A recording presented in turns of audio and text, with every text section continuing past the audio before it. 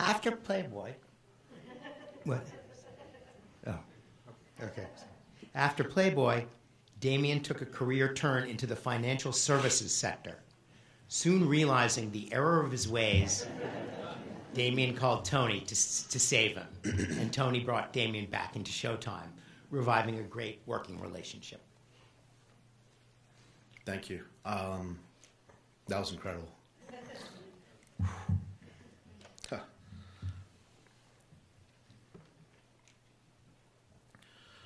Tony was an incredible boss, a mentor, a teacher, and a friend. I had the honor of knowing him for over 20 years, and the value of that I really took away from our friendship was over that time. We both went through different phases and stages of our lives, and he was always there with a story, a one-liner, or just a heartfelt moment to help kind of leave guideposts in my life to help me navigate both, my personal and professional career. And so that's what I'm focused on today, is just a few of the stories and a few of the moments I shared with Tony.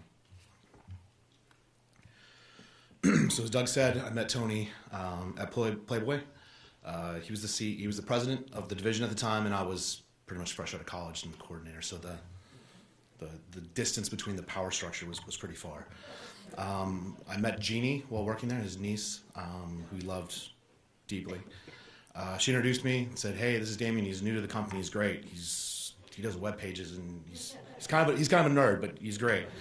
And Tony's like, yeah, and shook my hand and moved on. And so, but not too. I guess it resonated with him because 2 days later the phone rings and Tony needs you in his office immediately. So this new coordinator. I'm like, wow, what could the president need from me, and what kind of business can I impart to him?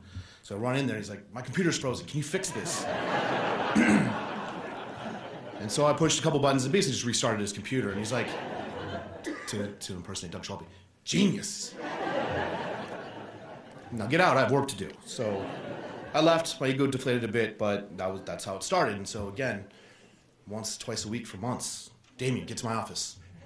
I'd restart his computer. And I'd leave.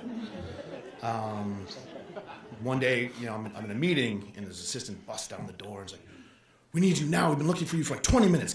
Get over here. So I had to run to Tony's office knowing exactly what I had to do. And again, his computer's frozen, so I start rebooting it. And I just looked at him, I go, if you can't find me, you can call IT. It's kind of their job. He's like, those guys are assholes. I spend as little time with them as possible. I'm like, well, I could also just write it down on a Post-it. It's really just like 3 buttons. He says, I have no time for Post-its. I call you, you come here and fix it, you leave.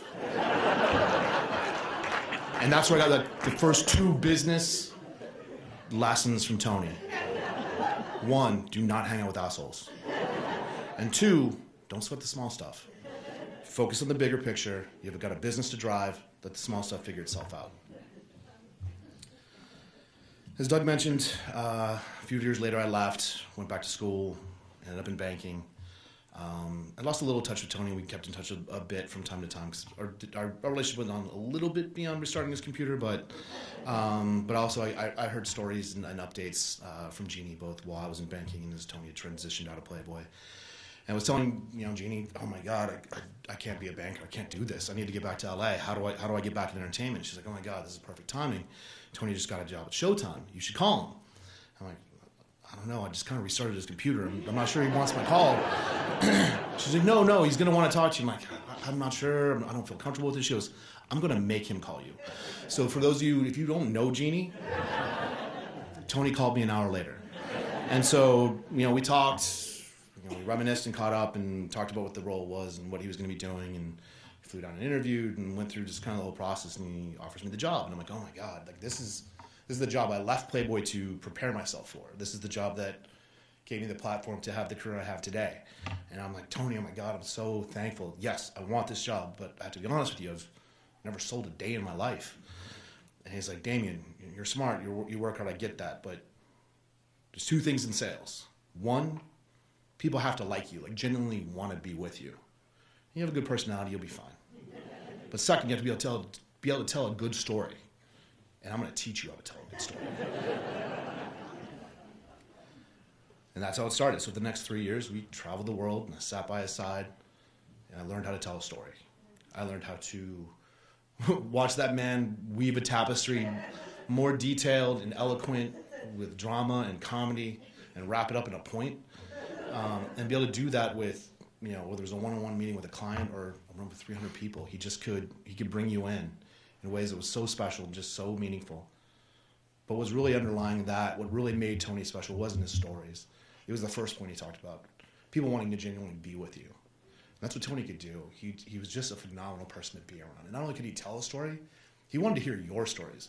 He would pull them out of you. He would make you tell him even greater detail. He could find the most introverted person and make them tell their deepest, darkest, most humiliating story within 20 minutes of meeting the man.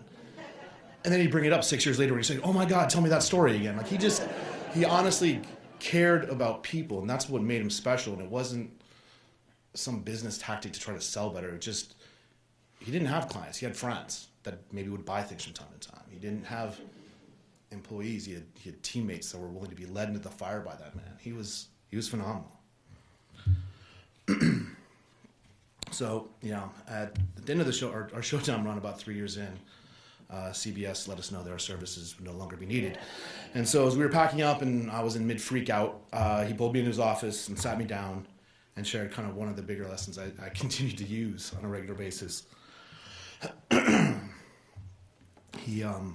It was a lesson he himself learned in the transition from Playboy and kind of the interim period between Playboy and Showtime. He kind of said, "Damien, sit down. It's going to be okay. You're more than your career. Don't let ego get in your way. Don't lose yourself in any of this. Focus on what matters.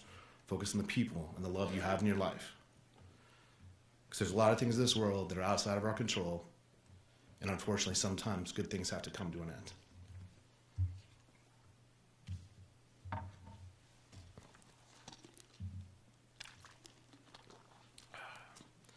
So I spent the last 2 months thinking about Tony and what he meant, what his passing means to me. And so it's kind of all the culmination of all these teachings, like not, the ones I'm not talking about as well as the ones I kind of highlighted today. But it definitely kind of gives the signposts of how to, have a life well lived. Don't spend time with assholes. Don't focus on the small stuff. Be able to tell a good story, but always focus on human connection. Don't let ego get in the way. Focus on what matters and the people that love you. Because life is fleeting, but our relationships aren't. And unfortunately, there's too many things outside of our control in this life, and all good things must come to an end.